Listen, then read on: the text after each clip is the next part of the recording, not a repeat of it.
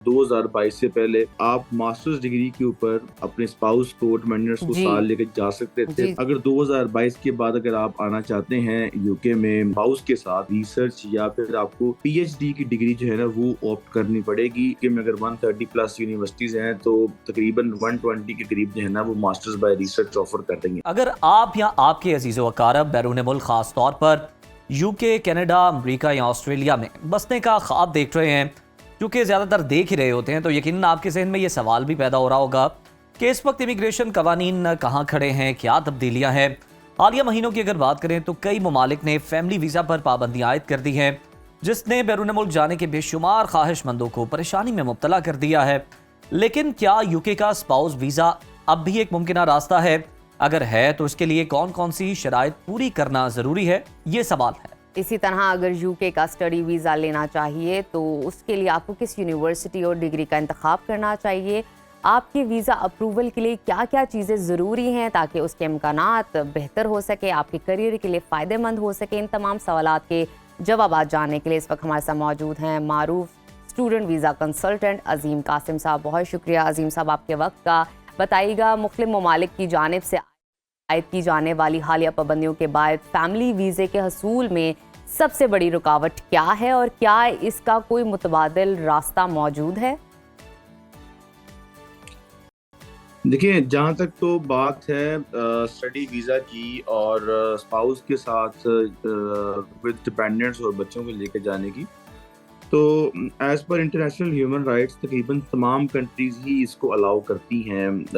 Either USA है, Canada है, Europe है, ऑस्ट्रेलिया है। बट द थिंग इज़ कि time to time policy changes की वजह से उसके जो वीज़ा रेशो है उसमें जो है काफ़ी फ़र्क नज़र आता है। और हाउसिंग क्राइसिस की वजह से या डिफरेंट कोई भी फैक्टर्स हैं, उसकी वजह से वीज़ा ग्रांट में जो है ना वो कमी देखने को मिलती है। आपने यूके का डिस्कस किया। यूके में प्रीवियसली बैक इन 2022 से पहले आप मास्टर्स डिग्री के ऊपर अपने स्पाउस को डिपेंडेंट्स को जी, साथ लेकर जा सकते थे। जी, जी। बट चूंकि उसकी डिमांड बहुत ज़्यादा इंक्रीज कर चुकी थी और हर कंट्री की कैपेसिटी होती है कि वो कितने लोगों को, फैमिलीज को अकोमोडेट कर सकती है अपने रिसोर्सेज के मुताबिक, अपने हाउसिंग के मुताबिक और ओवरऑल मेडिकल सिस्टम के मुताबिक। तो उन्होंने फिर पाबंदी आयद की थी 2022 में कि अगर 2022 के बाद अगर आप आना चाहते हैं यूके में स्पाउस के साथ, बच्चों के साथ, तो फिर आपको मास्टर्स बाय रिसर्च या फिर आपको पीएचडी की डिग्री जो है ना वो ऑप्ट करनी पड़ेगी अगर आप अपने बच्चों को या फैमिली को साथ लाना चाहते हैं। अगर आप बैचलर्स या मास्टर्स विद कोर्स वर्क जिसमें रिसर्च इन्वॉल्व नहीं है या रिसर्च का जो एलिमेंट है वो जी, लेस देन 40% है, तो आप उसमें अपने स्पाउस को साथ नहीं लेके जा सकते। ऑस्ट्रेलिया की बात करें तो ऑस्ट्रेलिया बैचलर्स के ऊपर भी और मास्टर्स के ऊपर, दोनों के ऊपर, पीएचडी के ऊपर भी अलाउ करता है स्पाउस को साथ लेके जाने में। बट वीज़ा रेशो जो इस वक्त है ऑस्ट्रेलिया की, क्योंकि ऑस्ट्रेलिया में इलेक्शन करीब हैं और लॉज काफ़ी चेंज हो रहे हैं, जब तक नई गवर्नमेंट नहीं बनेगी तब तक इतनी क्लैरिफिकेशन नहीं बनेगी, जिसकी वजह से ऑस्ट्रेलिया में जो रिफ्यूज़ल का इस वक्त रेशो है वो मोर देन 90% है। ओहो, इसी तरह कनाडा की बात करें तो कनाडा में ऑलरेडी इन्फ्लेशन इतनी ज़्यादा बढ़ चुकी है।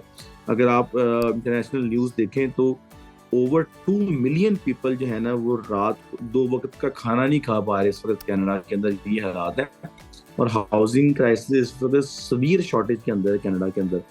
इसकी वजह से वो फिर डिस्करेज करते हैं कि आप फैमिली को साथ लेके आएँ, क्योंकि ऑब्वियसली पढ़ना तो एक बंदे ने है और अगर आप उसको अपनी बीवी के बच्चों को साथ लेके जा रहे हैं, उनको अकोमोडेट करने के लिए आपको स्कूल्स चाहिए, आपको हाउसिंग चाहिए, आपको मेडिकल सिस्टम चाहिए, आपको ट्रांसपोर्ट चाहिए। तो बिल्कुल, ये इस बुनियादी वजह से ज़रूरियात तो क्योंकि डिमांड दिन ब चाहिए दिन ही बढ़ती आपको, जा ये रही है इन ज़रूरी है बहुत कंट्रीज की। ज़्यादा। अजीम साहब, ज़रा ये भी बताएं, यूके से मुतालिक आपने कुछ बताया, ज़रा ये भी मज़ीद डिटेल में बता दें कि स्पाउस वीज़ा के यूके में इस वक्त कौन से कवानीन हैं जो कि मौजूद हैं और दरख्वास्त गुजारों को कौन सी ऐसी लाजमी शराइत है जिन्हें पूरा करना होता है हर सूरत।